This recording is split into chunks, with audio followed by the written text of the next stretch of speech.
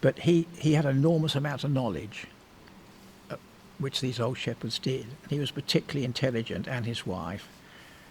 And he taught me an enormous amount, because if he got your confidence, he'd tell you all sorts of things which you could never learn from a university or college or books or even your father and mother, because it was a different experience. And to me, that was absolutely valuable, because you see, it's not unlike an intelligent man who's on the farm every day, sees everything growing. They're going to work all sorts of things out, aren't they? You know, it's like a good scientist, isn't it? And he'd say to me, sometimes he'd walk up out in the field with an enormous great umbrella, and all the other farm staff would laugh at him. What's the matter, Fred? It's going to rain. Of course it's not going to rain. But he always, then when there was a thunderstorm, they'd realise, wouldn't they? And you see, he studied the clouds. If I gave him a book on the clouds, he'd say, oh yeah, I know all that, boy. You know, because, you know, he'd look at the different clouds and they'd talked it over generations, and that cloud means this and that means that. And we had another old man called Horace Pattenden. He had a wonderful voice. When we had harvest supper, he'd sing, and he had all this from memory. And he sang absolutely perfect pitch, and without any music, of course. And it was just as recording was coming in, and we had one of these wretched tape recorders, a thing like this, and tried to tape him because he didn't want to be taped. And unfortunately, it didn't come out very well. It was absolutely wonderful, the stuff he sung. Some of it was quite serious, and some was very funny. You don't remember any of the songs, do you? Well, there was The Farmer's Boy, of course. Yeah, no, yeah.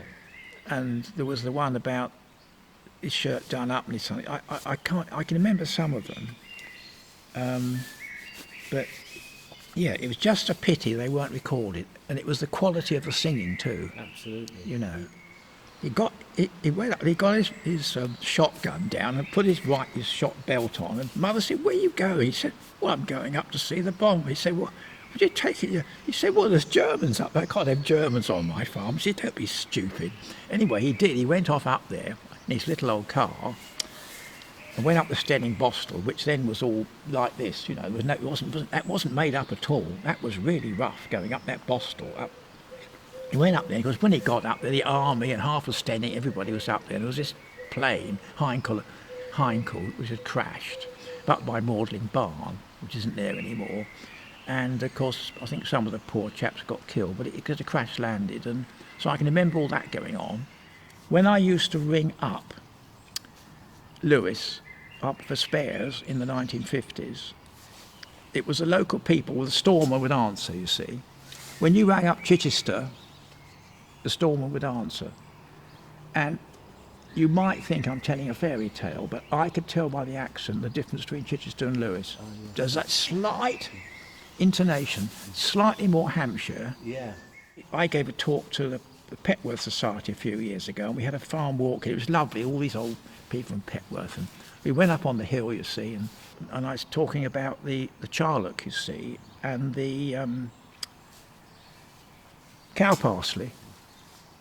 And I got this colour slide. It was a talk out, and I got this colour, and it was charlock, and I said, "This is kilk, you see." And I got cow parsley, this is keck, you see.